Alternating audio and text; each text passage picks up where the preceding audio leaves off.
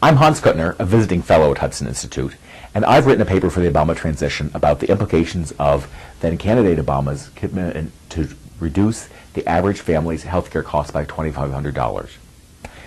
My points are two. One, right now we don't collect the data that allows us to assess how we're doing towards that goal. And second, most families don't have a good sense of how much their health care costs, and without getting people to focus on this and giving them more information about it, most people won't have any idea how President Obama has done for them on this score. Now, during the presidential campaign, candidate Obama said, "I will try to save the average family $2,500 on their health care expenditures." He was different from the other Democratic candidates in the field because he focused not on the people without health insurance, but the people with health insurance, saying that you, average American family, I'm going to try to save you this $2,500. Well, now he's going to be president. He might ask, how am I doing? He might try to pull his advisors and say, hey, we're getting there yet? And the problem is, what the data the federal government currently generates doesn't provide the answers that would allow his advisors to say, I don't know, Mr. President, we're getting there, we're not getting there.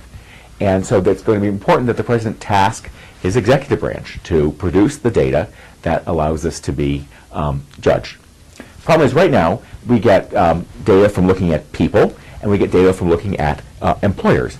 And when you ask people, well, how much are you spending on healthcare costs? Well, 2006, the average family in the surveys said $2,766.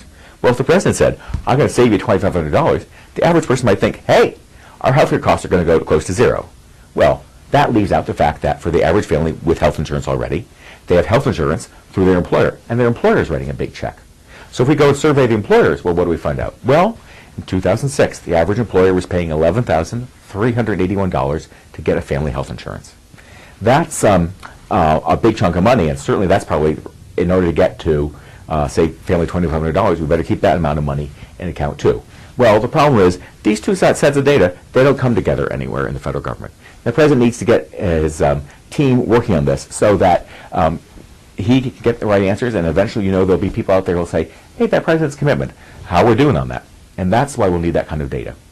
Now, as long as the average family has this idea, well, we're spending $2,700 in health insurance, our healthcare costs, something's missing, and that missing is what people spend on health insurance.